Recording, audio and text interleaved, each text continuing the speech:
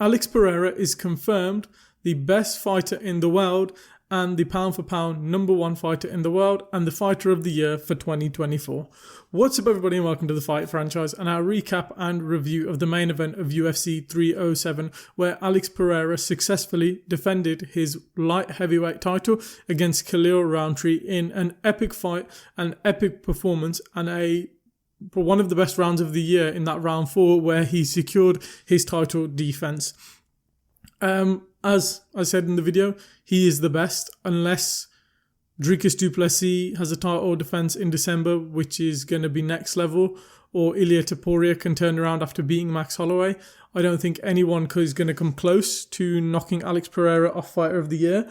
And what makes it even crazier, he's done Fighter of the Year in 7 months, from April to October, KOing brutally Jamal Hill in the main event of UFC 300 on relatively short notice. On short notice, destroying Yuri Prohaska, and then having a war and a brilliant performance and not comeback win, but kind of fighting through adversity and getting the win against Kalil Roundtree in the main event of UFC 307. So let's kind of recap the fight and kind of go what we think we want to see for Alex Pereira going forward. So Alex Pereira comes out for the fight, and at the beginning of the fight there's quite a funny omen where we've got a bad omen for the fight where he's coming through the tunnel just before you come to see the entrance of the crowd and he trips and you're like, oh my gosh, is he going to lose the fight and what's going on, is this a bad omen? He comes out for the fight and has the epic stare down against Kalil Roundtree, and the first round happens and Alex Pereira comes out with a measured striking approach where, as usual, he's trying to dissect his opponent, find the openings and find that one kill shot. Kalil Roundtree, on the other hand, is coming in with huge blitzes, trying to find that one big shot to try kind of damage and take out Alex Pereira and kind of get him back up against the fence where he can tee off against him. And he'd come in with the blitz while Alex was kind of finding the leg, trying to damage the calf and look for the kind of head kick early on. Alex's patented left hand was non-existent in this fight. He was struggling to find it because it was kind of difficult as it was southpaw versus southpaw. And he was finding it very hard. No, sorry, it was southpaw versus orthodox. And he was finding it very hard to kind of get the offense off. And but he was doing very good with his jab. But the first round was very close. I gave it to Alex Pereira live, but a lot of people gave it to Kalil Roundtree. I just thought Alex did the more damaging and more measured approach, even though those blitzes were huge. I just thought the calf kick low, the jab was stinging Kalil Roundtree, and I gave him the first round. The second round, I was the most kind of nervous I've been for a fight in ages because I'm such a huge Alex Pereira fan. Kalil comes in with these huge blitzes. I'm like, one of these could land. And then midway through the second round, Alex Pereira goes for a huge head kick. It partially misses, and he kind of spins around off the back of the kick, and then he's not facing Kalil. Kalil comes from behind and lands a huge right hand, which kind of stumbles Alex Pereira to the ground. And I'm like, oh my God, what is going on? And then following this, a couple of seconds after this, Kalil throws a huge head kick, which kind of lands flush on Alex Pereira. He eats it, but he does the better across the second round and kind of wins the second round. So I had it 1-1. Some people had it 2-0 going into the third round. The one thing I did notice, going into the corner, Alex Pereira was they gave him the towel, and every time he sat at his stool, he would let out like a guttural cough, which when I watched it, I was thinking to myself, I was like, is Alex Pereira sick? He looked sick, and then he was blowing his nose into the towel. So I was like, he's probably sick, which is why he's not performing at his optimal level. But the third round, he comes out, and he just goes into third or fourth gear, starts landing the jab, starts landing the leg kick, the calf kick, the head kick's kind of finding range. It's not landing flush, but it's finding range and doing damage. And slowly but surely, he does the damage in round 3 and just puts the pressure on, sets Kalil back a bit and kind of wins that round and kind of earns back the respect he's got in the fight. And then Kalil goes back to his corner and his arms are up on the fence and he's visibly tired. And you're like, okay. Alex Pereira comes out for the fourth round and it's more of the same, putting the pressure on Kalil. Kalil's blitzes aren't there as much as they were. And then they're going back and forth and Alex Pereira lands a stiff jab. And it's like on the nose and the eye, just the eye of Kalil. And it visibly like hurts him, and Kalil's like, oh my god, what have I been hit with? And he backs up, and slowly while he's backing up, Alex has smelled blood. And when this man smells blood, he's like, okay, let me go for it. And unlike when he went against Israel Adesanya in the second fight and he was just winging punches like a madman, left himself open, he was measured, which was brilliant. So often I've criticised Alex's striking defense. I think offensively he's brilliant. Defensively, I think he is sometimes quite poor. He was very measured. He kept it at range. He kept it at distance.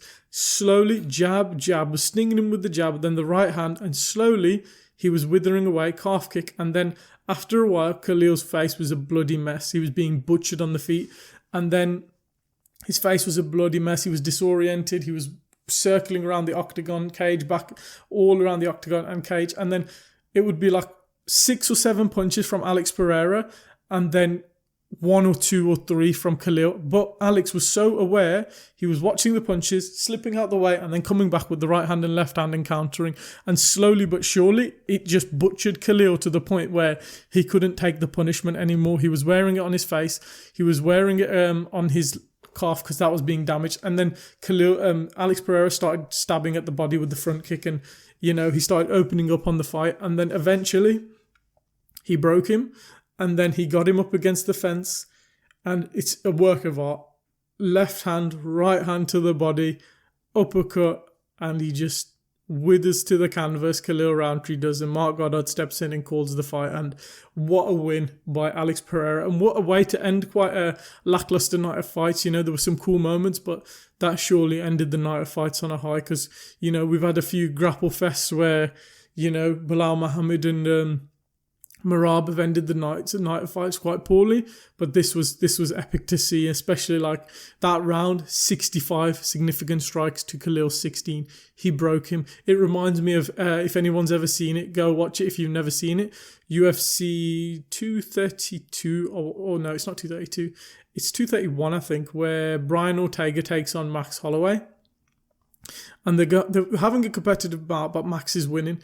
But the 4th round, Max just goes into 5th gear and he drowns Brian Ortega to the point he's just butchering him on the feet. And Brian Ortega goes to his stool and he's just a broken mess, and the doctor waves it off. This was akin to that, where in this round, Alex Pereira just drowned Kalil Roundtree. Kalil couldn't take the punishment. Kalil couldn't take the striking levels of Alex Pereira. I said it in my preview. Kalil is a 6 or 7 out of 10 in striking. Alex Pereira is a 9 or 10 out of 10 in striking. And he showed why. He broke Kalil in that octagon. And yeah, Alex Pereira has physical advantages, i.e. the power. But the way he used it, he was smart. He was smart in that octagon. He was fighting sick, so he had that to his disadvantage. He has all the pressure in the world. He's the champion. He's fought 2 times in the last 6 months. He's tired. He's probably bruised and battered going into the fight. And he said, I had visa issues and that and the other issues. But he went in there, measured approach, kind of slipped, weaved, bobbed when he had to, landed those significant strikes when he needed to, and broke Kalil Roundtree and got him out there. So excellent win, excellent performance for Alex Pereira, fighter of the year, 3 title defenses in 7 months. Look how amazing this guy is doing, carrying the UFC on his back. I remember at the start of the fight, while I was thinking to myself, I was like, how is this guy such a huge star? What makes him a huge star? He's got the same effect as the old school fighters back in the day from Pride and the early UFC, like your Chuck Liddells, like your Wanderlei Silvas, like your Mirko Cro Cops. They just go out there, put on mad fights, KOs, wins, don't talk much trash. Mirko Cro Cop spoke English, but not very well. And Wanderlei Silva didn't really speak English. But they became fan favourites off the back of the performances. Alex Pereira is like a throwback fighter. He's like an old school Pride fighter where his performances speak 1,000 words. You know what I mean? You're a fan. You want to watch this guy fight because you want to see what he's going to do in that octagon. So credit to him. In 7 months to have 3 title defences, some on short notice, all to be finishes. He's a lock for the fighter of the year, and he is the pound for pound best fighter in the world. I think it was a competitive bout, but Alex that 4th round won it convincingly, and for that reason, that activity, he jumps Islam Makhachev in my opinion as the best fighter in the world. He absolutely deserves that. He is undoubtedly the man and the face of the UFC. We wait to see what Islam does against Arman Sarukian, but he said he's going to rest now. He's not going to fight until next year, so we'll probably see him turn around in March or April time once we find out the winner of Ankalaev and Rakic. As for Ankalaev, that's going to be, if he wins, a well-deserved title fight. If Pereira gets past Ankalaev, my goodness, you're looking at one of the best light heavyweights ever, because he's proved it. He's butchered the strikers, the MMA fighters, the all-rounders. And now if he gets rid of the expert grappler in the division, I have no clue who's next. So credit to Alex Pereira. I think I was calling for him to go up to heavyweight. I think a lot of people have been, because that Aspinall fight seems so amazing, and then becoming a triple weight world champion would be amazing. He can do it. If there's one person in MMA you think could do it, it is him. Just think at times that weight advantage that Aspinall will have, the size advantage. You know, Pereira's a big dude. Aspinall is huge. Aspinall walks around at 260. Pereira probably walks around at 230. So there's 30 pounds different. It's not like when Volkanovski went up to Islam Makhachev and there's about a 10 pound difference. No, this is about a 30 pound difference. These are huge people, huge humans. So it's a whole different ball game. But credit to Alex Pereira, one of the best fighters in recent memory, one of the best MMA fighters in recent memory. He is what the reason we love him is because he gets out there, puts on heck of performance and fights. He's active. Everybody else this year has been a letdown. Yes, Ilya is going to fight soon. Look at everyone else. Maximum 2 defenses. Where's Alexander Pantoja? Alexander Pantoja beat Steve Erceg pretty convincingly. We haven't seen him since. He's probably going to turn around in December, but you know what I mean? You look at guys like Leon Edwards. Leon Edwards was a striking champion, but he was so frustrating because he never put his foot on the gas. Because he had so much talent, but he never put his foot on the gas. Alex Pereira puts his foot on the gas and goes out there to finish guys and get the win in convincing fashion. That's why we all love him.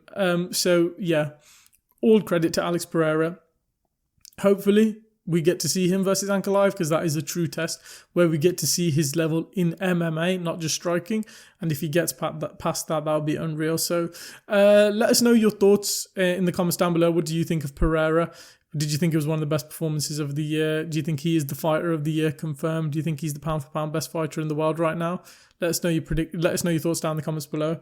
Do you think he can get past Ankalaev? Or do you think Ankalaev will out-wrestle him and beat Alex Pereira? Put your thoughts in the comments below. Leave a like if you've enjoyed the video. Subscribe for more MMA and fight content coming soon. We hope you enjoyed the video, and we'll catch you in the next one. Ciao, ma.